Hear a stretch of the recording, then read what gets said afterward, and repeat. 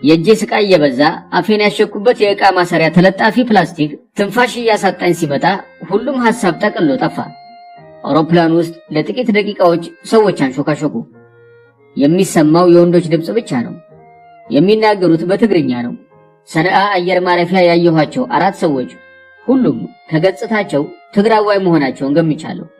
እነዚሁ ሰዎች ሳይሆኑ አይቀሩም የሚንሾካሾኩት። ትግርኛ የምሰማ ቢሆንም የሚሉት አይሰማኝም። ቢሆንም ውይይታቸው ከአውሮፕላኑ ላይ ወደ ቀይ ባህርን ጣለው በሚል ስምምነት ቢቋጭልኝ ብዬ ተመኘው። መወርወሩ ከነበርኩበት ስቃይ የከፋ እንደማይሆን ገመቱ። ከ30,000 ጫማ ከፍታ እየሳኩ ቀይ ባህር ውስጥ ወይም ቀይ ባህርን አቋርጠን ከሆነ በሀገሬ የሰሜን ተራሮች በአንዱ ላይ ተከስክሶ መሞት ከነበርኩበት ሁኔታ የተሻለ ነበር። ምኞቴ ከንቱ ሆነ። አልተጣልኩም። የአውሮፕላን ጉዟችን ረዘመ። የኔም ስቃይ እንዲሁ። ሰማይ የወጣ ወደ መሬት መመለስ ስላለበት በመጨረሻ አውሮፕላኑ አረፈ። እንደ እውነቱ ከሆነ የት እንዳረፈ ማወቅ አልቻልኩም። ሊቀበሉን የመጡ ሰዎችና መኪናውን የሚነዳው ሹፌር ሁሉም በትግርኛ ብቻ ስለሚነጋገሩ አውሮፕላኑ ያረፈው መቀሌ ሊሆን ይችላል አልኩኝ። ወደምሄድበት ሊወስደኝ የመጣው መኪና ትልቅ መኪና ነው። አይታየኝም፣ ግን መገመት ቀላል ነው። ሊነጋ ብዙ ሰዓታት የቀረው አይመስለኝም። ይዘንባል። የመኪናው የዝናብ መጥረጊያ ከግራ ወደ ቀኝ ከቀኝ ወደ ግራ ሲንሸራተት ይሰማኛል። ከግራና ከቀኝ ሰዎች ተቀምጠዋል። የአንደኛው ሰውዬ ሽጉጥ ይመስለኛል። ጎኔን ቆረቆረኝ። መኪናው ብዙ ከተጓዘ በኋላ አንድ ቤት ደጃፍ የደረሰ መሰለኝ። ሹፌሩ የመኪናውን ጥሩምባ ደጋግሞ አንባረቀ። ከጥቂት ደቂቃዎች በኋላ በሩ ተከፈተ። ከመኪናው ውስጥ አንድ ሰው ወርዶ በሩን ከፍቶ የመጣውን ሰው አናገረው። ንግግራቸው ባይሰማኝም የሄዱበት ቦታ የተያዘና ለኔ ማሰሪያ ቦታ የሌለ መሆኑን ሳይነግራቸው አልቀረም። መኪናው ፊቱን ለማዞር ወደፊትና ወደ ኋላ ተንቀሳቀሰ። ጠባብ መንገድ ውስጥ ገብተው እንደነበር ተረዳው። ጥቂት ከተጓዝን በኋላ ሌላ ቤት ደጃፍ ደረስን። አሁንም የመኪና ጥሩምባ ተነፋ። በር ከፍቶ የመጣው ሰው ቦታ የለም አላቸው መሰለኝ። እንደገና ሌላ ቤት ፍለጋ ተጓዘን። ለሶስተኛ ጊዜ ቤት የማግኘት ሙከራ ከሸፈ። በመጨረሻም አንድ ቤት ተገኘ። አሁንም መገረሜ አልቀረም። የታፈንኩት በደህንነት ሰዎች እንደሆነ አውቃለሁ። ደህንነት ምን ያህሉ የከተማ ቪላዎች ዜጎችን ለማፈኛና ለማሰሪያ እየተጠቀመበት ነው ብዬ ለራሴ ጥያቄ አቀረቡ። ይህም አሳዘነኝ። አሁንም የእጄ ስቃይ ስለ ሌሎች ነገር ማዘን ቅንጦት እንደሆነ አስታወሰኝ። ስቃይን ወደ ማስተመሙ ተመለስኩ። የገባንበትን ቤት ባላየውም አነስ ያለ ግቢ ውስጥ የተሰራ ቪላ ቤት ይመስለኛል። ከመኪናው እንደወረድኩ ቤት ውስጥ አስገቡኝ። አሁንም ጆንያው ጭንቅላቴ ላይ ነው። አይኔም አፌም እንደታሸገ፣ በካቴናው እጄ ወደ ኋላ እንደተጠፈረ ነው። ተቀመጥ አሉኝ። ግራ ገባኝ። ምን ላይ ተቀመጥ እንደሚሉኝ ማወቅ አልቻልኩም። ተቀመጥ የሚለውን ትዕዛዝ ትተው ኪሴን መፈተሽ ጀመሩ። የኪስ ቦርሳዬን አገኙት። ገንዘቡን ሲቆጥሩት ይሰማኛል። 2 ሰዎች ነበሩ።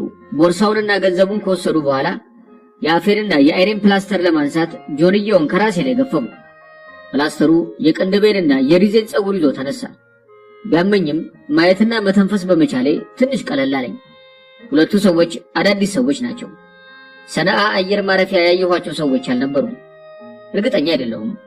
2ቱም ግን ትግራዋዮች ናቸው። ፕላስተሩን ገፈው ሲያበቁ እጄ ወደ ኋላ እንደታሰረ መሬት ላይ ከተነጠፈው ስፖንጅ ፍራሽ ላይ እንድቀመጥ አዘዙኝ። ስፖንጅ ፍራሹ በላብና በደም የተጨማለቀ እንደሆነ ቤቱን ባበራው ደካማ የአምፖል ብርሃን አየሁት። እጅ ወደ ኋላ ታስሮ መሬት ላይ መቀመጥ አይቻልም። በመሆኑም መጀመሪያ በጉልበቴ ስፖንጅ ፍራሹ ላይ መንበርከክ ነበረብኝ። መንበርከኩ ቀላል ቢሆንም ፊቴን ማዞርና በመቀመጫዬ መቀመጥ አልቻልኩም። 2ቱ ሰዎች ተረዳርተው በጎኔ አጋድመው ያንኑ ጆንያ መልሰው ጭንቅላቴ ላይ አጥልቀው መብራቱን አጥፍተው ጨለማ ውስጥ ጥለውኝ ሄዱ።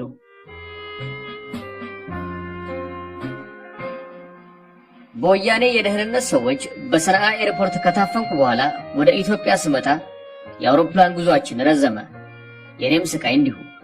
ሰማይ የወጣ ወደ መሬት መመለስ ስላለበት በመጨረሻ አውሮፕላኑ አረፈ። እንደ እውነቱ ከሆነ የት እንዳረፈ ማወቅ አልቻልኩም። ሊቀበሉን የመጡ ሰዎችና መኪናውን የሚነዳው ሹፌር ሁሉም በትግርኛ ብቻ ስለሚነጋገሩ አውሮፕላኑ ያረፈው መቀሌ ሊሆን ይችላል አልኩኝ። ወደምሄድበት ሊወስደኝ የመጣው መኪና ትልቅ መኪና ነው። አይታየኝም፣ ግን መገመት ቀላል ነው። ሊነጋ ብዙ ሰዓታት የቀሩ አይመስለኝም። ይዘንባል። የመኪናው የዝናብ መጥረጊያ ከግራ ወደ ቀኝ ከቀኝ ወደ ግራ ሲንሸራተት ይሰማኛል። ከግራና ከቀኝ ሰዎች ተቀምጠዋል። የአንደኛው ሰውዬ ሽጉጥ ይመስለኛል ጎኔን ቆረቆረኝ። መኪናው ብዙ ከተጓዘ በኋላ አንድ ቤት ደጃፍ የደረሰ መሰለኝ። ሹፌሩ የመኪናውን ጥሩምባ ደጋግሞ አንባረቀ። ከጥቂት ደቂቃዎች በኋላ በሩ ተከፈተ። ከመኪናው ውስጥ አንድ ሰው ወርዶ በሩን ከፍቶ የመጣውን ሰው አናገረው። ንግግራቸው ባይሰማኝም የሄዱበት ቦታ የተያዘና ለእኔ ማሰሪያ ቦታ የሌለ መሆኑን ሳይነግራቸው አልቀረም። መኪናው ፊቱን ለማዞር ወደፊትና ወደ ኋላ ተንቀሳቀሰ። ጠባብ መንገድ ውስጥ ገብተን እንደነበር ተረዳው። ጥቂት ከተጓዝን በኋላ ሌላ ቤት ደጃፍ ደረስን። አሁንም የመኪና ጥሩምባ ተነፋ። በር ከፍቶ የመጣው ሰው ቦታ የለም አላቸው መሰለኝ። እንደገና ሌላ ቤት ፍለጋ ተጓዝን። ለሶስተኛ ጊዜ ቤት የማግኘት ሙከራው ከሸፈ። በመጨረሻም አንድ ቤት ተገኘ። አሁንም መገረም ያልቀረም። የታፈንኩት በደህንነት ሰዎች እንደሆነ አውቃለሁ። ደህንነት ምን ያህሉ የከተማ ቪላዎች ዜጎችን ለማፈንና ለማሰሪያ እየተጠቀመበት ነው ብዬ ለራሴ ጥያቄ ያቀረብኩ። ይህም አሳዘነኝ። አሁንም የእጄ ስቃይ ስለ ሌሎች ነገሮች ማዘን ቅንጦት እንደሆነ አስታወሰኝ። ስቃይን ወደ ማስታመሙ ተመለስኩ። የገባንበትን ቤት ባላየውም አነስ ያለ ግቢ ውስጥ የተሰራ ቪላ ቤት ይመስለኛል። ከመኪናው እንደወረድኩ ቤት ውስጥ አስገቡኝ። አሁንም ጆንያው ጭንቅላቴ ላይ ነው። አይኔም አፌም እንደታሸገ በካቴናው እጄ ወደ ኋላ እንደተጠፈረ ነው። ተቀመጥ አሉኝ። ግራ ገባኝ። ምን ላይ ተቀመጥ እንደሚሉኝ ማወቅ አልቻልኩም። ተቀመጥ የሚለውን ትዕዛዝ ትተው ኪሴን መፈተሽ ጀመሩ። የኪስ ቦርሳዬን አገኙት። ገንዘቡን ሲቆጥሩት ይሰማኛል። 2 ሰዎች ነበሩ። ቦርሳውንና ገንዘቡን ከወሰዱ በኋላ የአፌንና የአይኔን ፕላስተር ለማንሳት ጆንያውን ከራሴ ላይ ገፈፉ። ፕላስተሩ የቅንድቤንና የሪዜን ጸጉር ይዞ ተነሳ። ቢያመኝም ማየትና መተንፈስ በመቻሌ ትንሽ ቀለል አለኝ። 2ቱ ሰዎች አዳዲስ ሰዎች ናቸው። ሰና አየር ማረፊያ ያየኋቸው ሰዎች አልነበሩም። እርግጠኛ አይደለሁም። 2ቱም ግን ትግራዋዮች ናቸው። ፕላስተሩን ገፈው ሲያበቁ እጄ ወደ ኋላ እንደታሰረ መሬት ላይ ከተነጠፈው ስፖንጅ ፍራሽ ላይ እንድቀመጥ አዘዙኝ። ስፖንጅ ፍራሹ በላብና በደም የተጨማለቀ እንደሆነ ቤቱን ባበራቸው ደካማ የአምፖል ብርሃን አየሁት። እጅ ወደ ኋላ ታስሮ መሬት ላይ መቀመጥ አይቻልም። በመሆኑም መጀመሪያ በጉልበቴ ስፖንጅ ፍራሹ ላይ መንበርከክ ነበረብኝ። መንበርከኩ ቀላል ቢሆንም ፊቴን ማዞርና በመቀመጫ መቀመጥ አልቻልኩም። 2ቱ ሰዎች ተረዳድተው በጎን ያጋድመው ያንኑ ጆንያ መልሰው ጭንቅላቴ ላይ አጥልቀው መብራቱን አጥፍተው ጨለማ ውስጥ ጥለውኝ ሄዱ። የአሁኑ ስቃይ አውሮፕላን ውስጥ ከነበረው እጅግ የከፋ ሆነ። በጎን አስተኝተውኝ ስለሄዱ ቀድሞውኑ ጭንቅ የበዛበት ትከሻዬ የሰውነቴ ክብደት ሲጨመርበት ህሊና ወደሚያስት ስቃይ አስጠጋኝ። ቁጭ ማለቱ የተሻለ ነበር። እንዴት ብዬ ቁጭ ልበል? የነበረኝ ምርጫ በደረቴ መደፋት ሆነ። እንደምንም ብዬ በደረቴ ዞርኩኝ። የስፖንጅ ፍራሹ ሽታና ግማት አፍንጫዬ ላይ ተተከለ። ወደ ግራና ቀኝ ፊቴን እያዞርኩኝ ስፖንጁ አፍኖ እንዳያሰቃየኝ ጭንቄን ለማቅለል ሞከርኩ። አልሆነም። የቀረኝ ምርጫ እንደምንም ብዬ በእግሬ መቆም ብቻ እንደሆነ ወሰንኩ።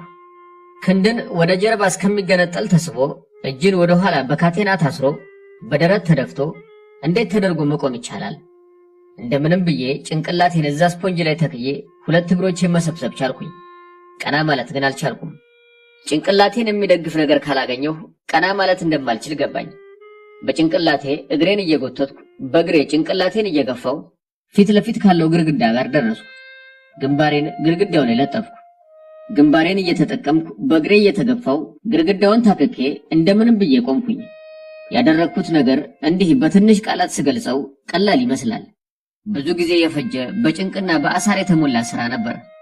ጭንቅላቴን ብዙ አነቃንቄ ጆንያው ከራሴ ላይ እንዲወድቅ አደረግኩ። ቤቱ ፍጹም ጨለማ በመሆኑ የጆንያው መነሳት የጠቀመኝ ነገር አልነበረም።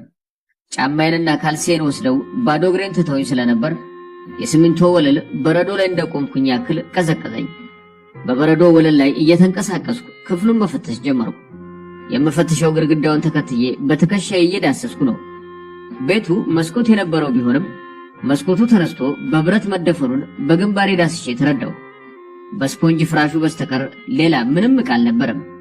ጥግ ጥጉን በትከሻዬ ግድግዳውን እየዳሰስኩ ስጓዝ ከግድግዳው ወጣ ያለ የሚቆረቁር ነገር ተሰማኝ። ፊቴን አዙሬ በታሰሩ እጆቼ ልዳብሰው ብሞክርም ነገሩ ከእጆቼ ከፍ ያለ ቦታ ስለነበር የሚቆረቁረው ነገር ምን እንደሆነ ማወቅ አልቻልኩም። አንገቴን ዝቅ አድርጌ ይህን የሚቆረቁረውን ነገር በግንባሬ ፈተሽኩት። የቧንቧ ቅርጽ ያለው በግድግዳው ውስጥ በጥቂት ሴንቲሜትሮች ወጣ ያለ ነገር እንደሆነ ገባኝ። የበለጠ እርግጠኛ ለመሆን አፌን ከፍቼ በጥርሴ ነካ ነካ እያደረኩ መረመርኩት። የተደፈነ ቧንቧ ቁራጭ መሆኑን እርግጠኛ ሆንኩኝ። በነበርኩበት ከፍተኛ ስቃይ የሚገላግለኝ ብቸኛ ወዳጅ ይህ የቧንቧ ጉጥ እንደሆነ ተረዳው። እንደምንም ተንደርድሬ ይህን የቧንቧ ጉጥ ከጭንቅላቴ ቅል ጋር ማገናኘት ብችል ስቃዬ ያበቃል። እንዳሰብኩት ሞት በደቂቃዎች ባይመጣም በአጭር ጊዜ ውስጥ እንደሚመጣ እርግጠኛ ሆንኩኝ። ሌላው ቢቀር የቧንቧው ጉጥ ጭንቅላቴ ላይ የሚቀደው ቀዳዳ አሳሪዎቼ እስኪመለሱ ደሜን አፍስሶ ይገለኛል ብዬ ተማመንኩኝ። የቧንቧው ጉጥ ተንደርድሮ ለመግጨት የማይመች ቦታ ስለሆነ እንዳልስተው ትንሽ ልምምድ ማድረግ ነበረብኝ። የታሰረው እጄ በፍጥነት ለመንደርደር እንቅፋት ቢሆንም ከአንድ ሁለት ጊዜ እየተመላለስኩ ጭንቅላቴንና የቧንቧው ጉጡን ለማገናኘት ሙከራ አደረኩኝ። የቧንቧው ጉጥ ያለበትን ቦታ እርግጠኛ መሆኔን ከተማመንኩ በኋላ ዋናውና የመጨረሻውን እርምጃ ወሰድኩኝ። ያለኝን አቅም በሙሉ አሟጥጬ አንገቴንና ጭንቅላቴን ለቧንቧው ጉጥ አስተካክዬ ወደ ግድግዳው ተንደረደርኩና የቧንቧውን ጉጥ መታሁት። ስንት ደቂቃዎች ወይም ሰዓቶች እንዳለፉ አላውቅም። ራሴን ለመግደል ያደረኩት ሙከራ ከሽፎ ራሴን እንደገና አገኘሁት። በደረቴ ሲሚንቶ ወለል ላይ ተዘርሬያለሁ። ከከፍተኛ ራስ ምታት በስተቀር በዙሪያዬ የጠበቅኩት ከጭንቅላቴ የሚጎርፍ ደም አይረጥበኝም። እንዴት እንዲሆናል አልኩኝ ለራሴ። ሰው ሞቶም ራሱን ያመዋል እንዴ የሚል ጥያቄ ራሴን ጠየቅኩኝ። ለጥያቄ መልስ የሰጠኝ ወደ ኋላ በካቴና የታሰሩት እጆቼ ሆኑ። ስቃዬ ከመቼውም ብሷል። የሆነው ሁሉ ገባኝ። ያንን ግድግዳ ላይ ያገኘሁትን የቧንቧ ጉጥ ስቼዋለሁ። ግድግዳውን ግን አግኝቼዋለሁ። ግድግዳውን ስመታው ራሴን ስቼ ወድቄ ነበር። ራሴን መልሼ እያወቅኩ ነው። ሌላ ጣጣ። እንዴት አድርጌ ከሲሚንቶ ወለል ላይ ተነስቼ አሳሪዎቼ ወደ ተውኝ ቦታ ልመለስ? ተመልሶ መቆም የማይታሰብ ነው። እንደ ስፖንጅ ፍራሹ እግሬን እየያዘ ወደ ግድግዳ የሚገፋኝ መቆናጠጫ የለም። በደረቴ ለመሳብ ሞከርኩ። እሱም የእግር ድጋፍ የጠየቀ ሥራ ስለሆነ አልቻልኩም። የቀረኝ ምርጫ እንደ በርሜል እየተንከባለልኩ የግድግዳውን ጥግ ይዤ ወደ ስፖንጅ ፍራሹ መጠጋት ነው። ከአንደኛው ትከሻዬ ወደ ሌላኛው በተገለበጥኩ ቁጥር የሚሰማኝ ስቃይ ራሴን እንድስት ሊያደርገኝ የሚቀረው ትንሽ ሆነ። 2 ሜትር የምትሆን ርቀት ለመጓዝ ከ1 ሰዓት በላይ ሳይፈጅብኝ አልቀረም። እንደምንም ብዬ ስፖንጅ ፍራሹ ጋር ደረስኩ። በስቃይ ላይ ስጋት ተጨመረ። ከራስ ምታቱ ጋር ጭንቅላቴ በተለይ ግንባሬ በጣም ያበጠ መሰለኝ። ግድግዳውን ከገጨሁት ማበጡ አይቀርም ከሚል የመጣ ስጋት ሊሆን ይችላል። አሳሪዎቼ ይህንን ሲያዩ ተንቀሳቅሼ እንደነበር ሊጠረጥሩ ይችላሉ ብዬ ሰጋሁኝ። ሌላው ስጋቴን የጨመረው አሳሪዎቼ በጭንቅላቴ ላይ አጥልቀውት የነበረው ጆንያ ነገር ወልቋል። እዛው ስፖንጅ ፍራሹ አካባቢ ቢሆንም እጄ ስለታሰረ መልሼ ጭንቅላቴ ላይ ማድረግ አልችልም። በጥርሴ ይዤ ወደ ራሴ ያስጠጋሁት። ስገለበጥ በራሱ የወለቀ እንዲመስል ለማስመሰል ነበር። የማይነጋ ሌሊት ሆነ። በላብና በደም የተጨማለቀ ፍራሽ ክርፋት ለመሸሽ አቅም አነሰኝ። በሁለቱም ትከሻዎቼ ላይ የሚሰማኝ ስቃይ ሰማይ ደረሰ። በቤቱና በአካባቢው ምንም አይነት ድምፅ አይሰማም። ማንም እንደማይመጣ፣ ማንም ከዚህ ስቃይ እንደማይገላግለኝ ይሰማኝ ጀመር። ገሃነም ካለሁበት ሁኔታ የከፋ እንደሆነ ሰዎች ሲያወሩ ሰምቻለሁ። በዚህ ላይ ደግሞ ስቃዩ ዘላለማዊ ነው ይባላል። ለኔ ግን ካለሁበት ሁኔታ በላይ የገሃነም ሕይወት የከፋ ሆኖ ሊታሰበኝ አልቻለም። ስቃይና ተስፋ መቁረጥ የራሳቸውን አሳዛኝ ወግ ጀመሩ። ሰላም ስጡኝ ብዬ ላዛችሁ አልቻልኩም። መቀሌ ወይስ አዲስ አበባ? መንጋቱ አይቀርም ነጋ። የታሰርኩበት ክፍል ብርሃን እንዳይገባበት ተደርጎ የተሰራ ነው። እንደነጋ የጠረጠርኩት የክፍሉ ጨለማ ቀደም ብሎ ከነበረው በመቀነሱ ነው። ብርሃን በየት እንደገባ ማወቅ አልቻልኩም። ከተወሰነ ጊዜ በኋላ የሰዎች ድምፅ ሰማሁ። የሚያወሩት በትግርኛ ነው። ቁልፍ ተንቃጨለ። በሩ ተከፈተ። የክፍሉ መብራት በራ። በደረቴ እንደተደፋሁ ነው። የሰዎቹን ፊት ማየት አልችልም። የመጡት 2 ሰዎች መሰሉኝ። አንደኛው ሰውዬ ቁጣ በተሞላ ድምፅ ለምን ጆንያውን ከራስ ላይ አወለክ አለ። ሌላው ሰውዬ የኔን መልስ ሳይጠብቅ ለሽንት መውጣት ትፈልጋለህ በማለት ጠየቀኝ።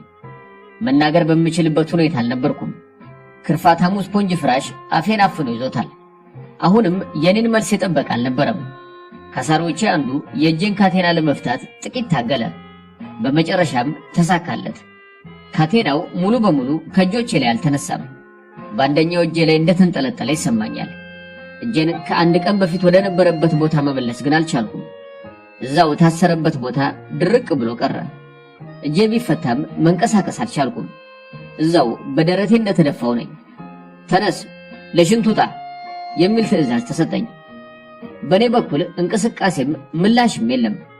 አንዱ ለምን እንደማልንቀሳቀስ ጉዳዩ የገባው እጆቼን ከጀርባዬ ላይ ወደ ጎን ያዞራቸው። ትንሽ ነፍስ ሲዘሩ ተሰማኝ። እንደምንም ብዬ ፊቴን አዞርኩኝ።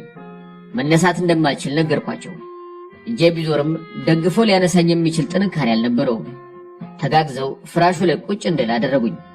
ሽንት ቤት የመሄዱን ጉዳይ ደግሞ አነሱ። ሽንት ቤት የሚያስኬድ ምንም ምክንያት አልነበረኝም። አልሄድም ካልኳቸው መልሰው ያስሩኛል የሚል ስጋት ስለገባኝ አዎ ለሽንት መውጣት እፈልጋለሁ አልኳቸው። ተረዳድተው አነሱኝ። እጄን ትንሽ እያንቀሳቀስኩ ደሜ እንዲዘዋወር ለማድረግ ሞከርኩ። ካቴናው እጄን ሰርስሮ የቆፈረው ጉድጓድ ያስደነግጣል። ሽንት ቤቱ እዛው ክፍሉ አጠገብ ነው ያለው። ቤቱ ትንሽ ቪላ ቤት ይመስላል። በቀኝና በግራ በሮች ያሉት ረጅም ኮሪደር ከፊቴ ይታየኛል። መኝታ ቤቶች ሳይሆኑ አይቀሩም። ከቤቱ አቀማመጥ እኔ የነበርኩበት ክፍል እንደ እንግዳ መቀበያ ክፍል ይመስላል። የሁሉም ክፍሎች የወቅቱ አገልግሎት ቤቱን ከገነቡት የቀድሞዎቹ ባለቤቶች ህልም ውጭ ሆኗል። ሁሉም ክፍሎች በህግ ውጪ የታፈኑ ዜጎች የሚታሰሩባቸው ክፍሎች ሳይሆኑ አይቀሩም። ሽንት ቤቱ ዘመናዊ መቀመጫ ያለው ቢሆንም በጣም ቆሽሿል። ከውስጥ ለመቆለፍ የሚያስችል ምንም ነገር የለም። አሳሪዎችም ከዛ ከሽንት ቤቱ በራፍ ብዙም ሳይርቁ ቆመዋል። ዝም ብዬ ሽንት ቤቱ መቀመጫ ላይ ተቀመጥኩ። የውሃ ሽንት እንኳን አልመጣም። ከሽንት ቤቱ ቶሎ ለመውጣት አልፈለኩም።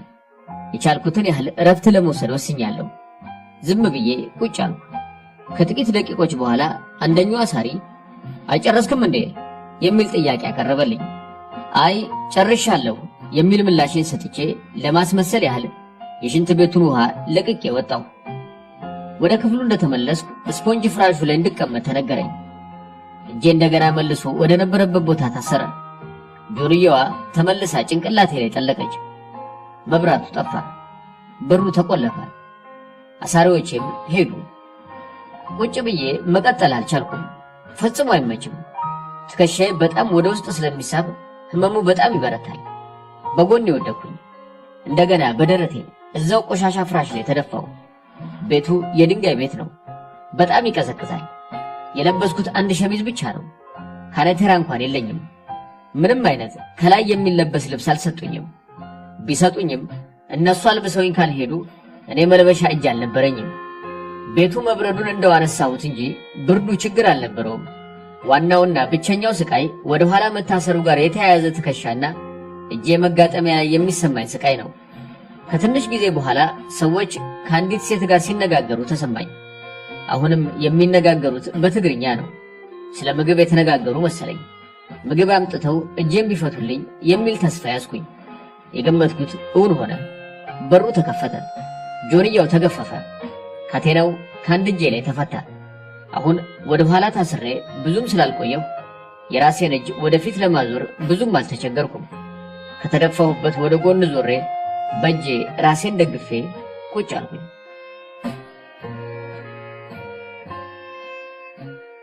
መኮሮኒ በሳህን መሬት ላይ ቁጭ ብሏል። የመብላት ምንም ፍላጎት የለኝም። አልበላም ብል መልሰው ሊያስሩኝ ነው። መልሰው ከሚያስሩኝ ቢገድሉኝ ደስታዬ ወደር አይኖረውም። ስለዚህ ቁርስ ብላ ስባል እሺ አልኩኝ። ሰዎቹ በሩን ዘግተው ወጡ። ከፊቴ ዞር ማለታቸው ቀለል አለኝ። ሳልወድ በግድ መብላት የለብኝም። እስኪመጡ ዝም ብዬ ቀመጥና ሲመጡ የምበላ ለመምሰል መሞከሩ ጊዜ ገድልልኛል ብዬ አሰብኩኝ። ከመኮሮኒው ጋር ተፋጥጬ ዝም ብዬ ቁጭ አልኩኝ። ከአንድ 20 ደቂቃ በኋላ አሳሪዎቼ ሲመለሱ መኮሮኒው አልተነካም። ሹካው ግን እጄ ላይ ነው። ምንም አልበላህም አለኝ አንዱ። ፊቱ ላይ ብዙም ክፋት የማይነበብበት ሰውዬ። አፌና ጉሮሬ በጣም ደርቋል፣ ውሃ ያስፈልገኛል፣ መብላት አልቻልኩም አልኩት። ሻይ እናምጣልህ አለኝ። ይኸው ደጋ ደግ ፍጥረት። ባልደረባው ገላመጠው። ግልምጫውን ከቁብ አልቆጠረውም። ከክፍሉ ወጥቶ ሄደ። ሁለተኛው ጨካኝ ገጽታ ያለው ጓደኛው ተከትሎት ወጣ። በሩን ሲቆልፍ ተሰማኝ። እኔም እንደ ትልቅ ድል ቆጠርኩት። ሻዩ መጣ። ያመጣው ሻይ ላምጣልህ ያለኝ ሰውዬ ነበር። በል በሻይ አድርገህ ብላ ብሎኝ ጥሎኝ በሩን ቆልፎ ሄደ። ሻዩን በእርጋታ ጠጣው። አሁን ሰበብ ስለሌለኝ ከመኮረኒውም አንድ 10 ፍሬ የሚሆኑትን በሹካ እየወጋው በላው። እያንዳንዱን መኮረኒ የማላምጠውና የምውጠው በመከራ ነው። በእንደዛ አይነት ሁኔታ መብላት ራሱ በጣም ይቀፋል። አሁንም ከአንድ 20 ደቂቃ በኋላ አሳሪዎቼ ተያይዘው ተመለሱ። አሁንም ብዙ እንዳልበላሁ የተመለከተው ሰው ምን ነው አልነካኸውም አለኝ። በቂ በልቻለሁ። ስኳር ስላለብኝ መኮረኒ ብዙ መብላት አልችልም። ሻዩም ብዙ ስኳር ነበረው፣ ለዚህ ነው የሚል የሐሰት ምክንያት ፈጥሬ መለስኩለት። ስኳር የምትለው ነገር ድንገት አሳስቧቸው ወደ ኋላ ማሰሩን ቢተውት ብዬ ነበር፣ ግን ያሰብኩት አልሆነም። ወደ ስራቱ ተመለሱ። ጆንያውን በጭንቅላት ያጥልቀው ወጡ። ባዶውን የሻይ ሲኒና የተረፈውን መኮረኒ ሲሰበስቡ ተሰማኝ። በሩ ተዘጋ። እኔም በደረቴ ተመልሼ ተደፋው።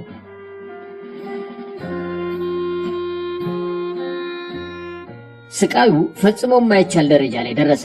ትላንት የሞከርኩት ራሴን የማጥፋት እርምጃ መክሸፉ ያንገበግበኝ ጀመረ። እንደገና ያንኑ ሙከራ ለማድረግ አሰብኩ። ከማሰብ ማለፍ አልቻልኩም።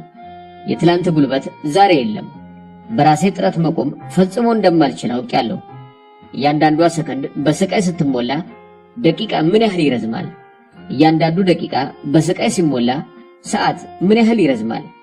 እያንዳንዱ ሰዓት በስቃይ ሲሞላ ቀን ምን ያህል ይረዝማል? የቤቱ ብርሃን መቀነሱ አይኔ በተሸፈነበት ጆንያ ውስጥ አልፎ ተሰማኝ። ለሰዓታት በደረቴ እዛ የገማ ስፖንጅ ፍራሽ ላይ እንደተደፋው ነው። አንድ ቀን ሳይሆን ዓመት የተሰቃየው አይነት ስሜት ተሰማኝ።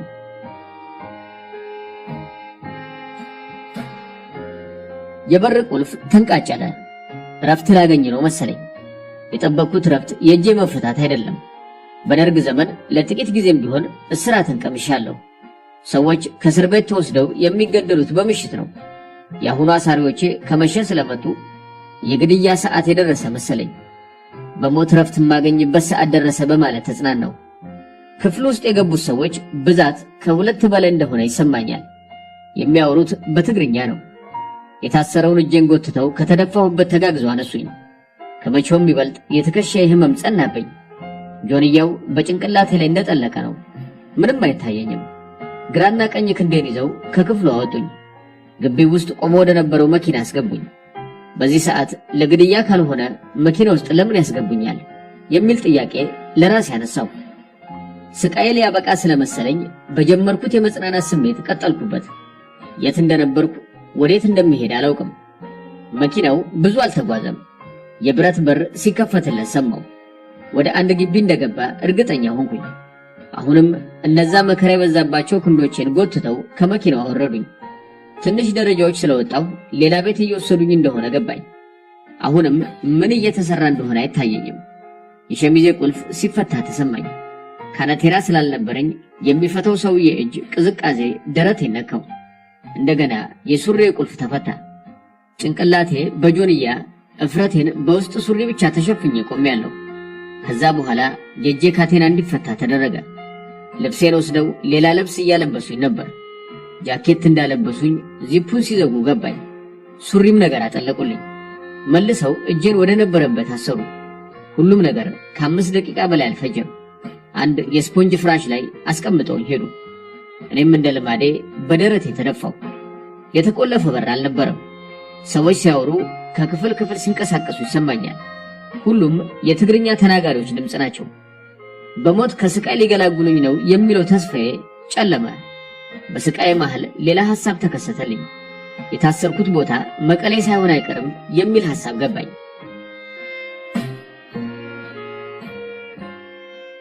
ወደ ሞት እንደማልሄድ ስረዳ መቼም ለምግብና ለሽንት እጄን መፍታታቸው አይቀርም ወደሚለው መለስተኛ ተስፋ ተመለስኩኝ። ማንም መጥቶ ሳያናግረኝ ምሽቱ ነጎደ። ጠዋት ትንሽ የመኮሮኒ ፍሬዎች እንደቀመስኩ ውዬ አደርኩኝ። አዳር አይበለው። በማግስቱ ጠዋት ለሽንትና ለቁርስ እጄ ተፈታ። ጆንያውን ከራሴ ላይ ወለቀ። እጆቼ በመከራ መንቀሳቀስ ጀመሩ። እኔም የቻልኩትን ያህል ጊዜ በመውሰድ ስቃይን ለመቀነስ ሞከርኩ። ሰዓቱን ጠብቀው ለምሳና ለእራት እጄን መፍታት ጀመሩ። 4 ቀንና ሌሊት በዚህ መንገድ አሳለፍኩ። በአምስተኛው ቀን ለምሳ እጄን ሊፈታ የመጣው ሰውዬ ካቴናውን ከእጄ ለማላቀቅ ብዙ ታገለ። እጄ እያበጠ እንደነበር በየጊዜው ይታየኛል። የአሁኑ ግን በጣም የሚያስፈራ ደረጃ ላይ ደርሷል።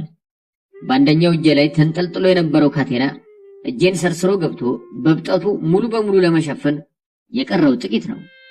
እጄን የፈታው ሰውዬ ከመጀመሪያው ቤት ያየሁት ደጋግ ዓይኖች ያሉት ሰውዬ ነበር። ምግቡ መጥቶ እፊቴ ተቀምጧል። መብላት የሚችል እጅ አልነበረኝም። የፈታኝ ሰውዬ ጭንቅላቱን እያነቃነቀ ይህ ምን ማለት ነው የሚል ጥያቄ በአማርኛ ራሱን ጠየቀ። እጄን ዝም ብሎ ተመለከተ። ከክፍሉ ወጥቶ ከፊት ለፊት ባለው ክፍል ውስጥ ቆሞ በሞባይል ስልኩ ደውሎ ማውራት ጀመረ። የሚያወራው ስለ እጄ እንደነበር ገብቶኛል። ላለቃው ይመስለኛል። አደገኛ ደረጃ ላይ መድረሱን ገለጸለት። ትንሽ ከተነጋገረ በኋላ ተመልሶ መጣ። በእጁ ሳሙናና በፕላስቲክ ጠርሙስ ውሃ ይዟል። ያመጣውን ዕቃ መሬት ላይ አስቀምጦ ከአንደኛው እጄ ላይ ተንጠልጥሎ የነበረውን ካቴና በመከራ አላቀቀ። እጁን ሳሙናና ውሃ እያስነካ እጆቼን ተራ በተራ ማሸት ጀመረ። የሚያሽበትን ጭንቀትና ስሜት አይቼ እምባዬ ሳላስበው በጉንጮቼ ላይ ወረዱ። ለምን አለኝ። ትንሽ ደግነት ትልቅን ክፋት ታሸንፋለች እያልኩ እንደኖርኩ ነገርኩት። አንተ ደግሞ ይህንን እምነቴን አጠናከርከው አልኩት። ታዲያ ለምን እምባህ አለኝ። የሐዘን አይደለም የደስታ ነው በማለት መለስኩለት። እጄን ቢያሸውም ምንም አልጎደለም። ምንም አይሆንም፣ ከጥቂት ጊዜ በኋላ ይመለሳል፣ አታስብ አለኝ። እኔም ራሴን በማነቃነቅ መስማማቴን ገለጽኩኝ። ምግብ መብላት አለብህ አለኝ። የመጣው ምሳ ዳቦና ወጥ ነው። ጣቶቼ ደንዝዘዋል። ምንም ነገር ማንሳት አይችሉም። ሰውየው ይህ ችግር ስለገባው ዳቦን ሊያዝልህና ትንሽ ግመጠው አለኝ። እኔ ከምግቡ የበለጠ ትልቅ ችግር ነበረብኝ። ከእንቅልፍ ማጣትና ከስቃይ የተነሳ ወደ እብደት እየሄድኩ ነበር። ምግቡ ይቅርና ትንሽ ልተኛ ብዬ ተማጸንኩ። ለመጀመሪያ ጊዜ እጄን ሳልታሰር ጆንያ ጭንቅላቴ ላይ ሳይቀመጥ በደረቴ ሳይሆን በጀርባዬ ተንጋለልኩ።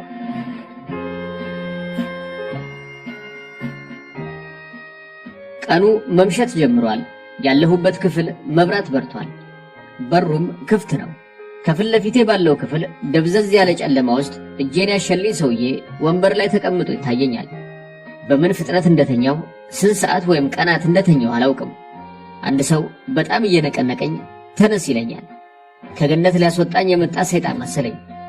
በመከራ አይኔን ከፈትኩኝ። የቤቱ መብራት እንደበራ ነው። ከሌላው ክፍል በተከፈተ በር የሚገባው ብርሃን ቀን መሆኑን ያሳብቃል። ዳቦና ሻይ አጠገቤ ተቀምጧል። ተነስ፣ ታጠብና ቁርስ ብላ፣ የሚያናግሩ ሰዎች ይመጣሉ አለኝ። እጄ በጣም ጎድሏል። ጣቶች የሚንቀሳቀሳሉ። ለመነሳት ስሞክር ያለበሱኝ ሰማያዊ ቱታ ያዝ አደረገኝ። ጠበብ ያለ መሆኑ ገባኝ። በአዲሱ ሰውዬ ታጅቤ ወደ ሽንት ቤት ሄድኩኝ። ተመልሼም ዳቦ በሻይ በላው። ምግቡን እንደጨረስኩ ቀርቷል ብዬ ያሰብኩት ካቴና ተመልሶ መጣ። የአሁኑ ስርዓት ግን የገነት ስርዓት ነው።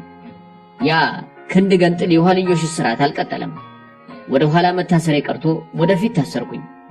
በሌላ ጊዜ አስቤው ማላውቀውን ፈጣሪ ተመስገን አልኩት። ይመጣሉ የተባሉት አነጋጋሪዎቼ ቀኑን ሙሉ ተጠብቀው ሳይመጡ ቀሩ። ቀኑን ሙሉ ወደፊት የታሰረው እጄ በፈጠረልኝ ምቾት የተነሳ በጎኔና በጀርባዬ እየተገላበጥኩ ተኛው። የዞረ ድምር እንቅልፍ አለኝ። ሰዎቹ እየለመዱ ይመጡ መሰለኝ። ከመብላት መተኛት ይሻለዋል በሚል እሳቤ ለምሳ ሳይቀሰቅሱኝ ቀኑ አለፈ።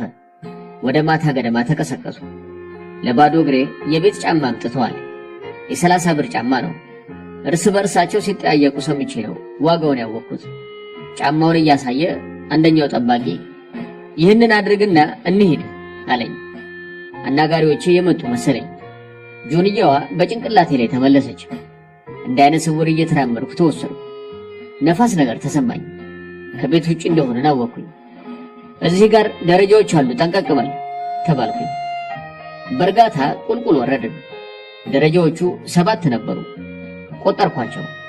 አንድ 50 ሜትር በእግራችን እንደሄድን ሌላ ጥቂት 3 ደረጃዎችን ወጣን። እነዚህ ደረጃዎች ጋር ስደርስም ደረጃዎቹ ስለመኖራቸው ማስጠንቀቂያ ተሰጠኝ። የሆነ ቤት ውስጥ መግባቴን አወቅኩ። አንድ ክፍል ውስጥ እንደገባን ጆንያዋ ከራሴ ላይ ተገፈፈች። ራሴን ሰማያዊ ቀለም የተቀባ የቆሸሸ ክፍል ውስጥ አገኘሁት። ቀድሞ የነበርኩበት ክፍል ብርቱካናማ የግድግዳ ቀለምና የእንጨት ወለል ነበረው። አዲሱ ክፍል ወለሉ ሲሚንቶ ሆኖ በግራጫ ማይካ የተሸፈነ ነው። ሰፋ ያለ ክፍል ነው። ከጣራው አሰራር የጥንት ቪላ ቤት ይመስላል። ግድግዳውና ወለሉ ብዙ ቦታ ተሞዳርሷል። መስኮቱ ተነቅሎ ቦታው ሙሉ በሙሉ በጠፍጣፋ ብረት ተደፍኗል። የፀሐይ ብርሃን መግቢያ የለውም። ክፍሉ ተጠርጎ የማያውቅ አቧራ የሞላው ነው። እንደተለመደው የስፖንጅ ፍራሽ ወለሉ ላይ ተቀምጧል። ፍራሹ ያረጀ ነው። ሌላ ምንም ነገር የለም። እንድቀመጥ ተነገረኝ። ተቀመጥኩ። እጄ ወደፊት መታሰሩ ብዙ ነገሮችን ቢያቀልልኝም መሬት ላይ ካለ ፍራሽ ላይ እጅ ታስሮ ለመቀመጥ መሞከር ቀላል ነገር አይደለም። ግድግዳውን ተደግፌ ተንሸራተትኩና ስፖንጅ ፍራሹ ላይ ዘጭ አልኩኝ። በድርጊቴ ሁለቱም ጠባቂዎች እየሳቁ በሩን ዘግተው ወጡ። ብዙም ሳይቆይ እራት መጣ። እጄ ተፈታና እንድታጠብ ወደ ሽንት ቤት ተወሰድኩኝ። ካቴናው አሁንም አንድ እጄ ላይ እንደተንጠለጠለ ነው።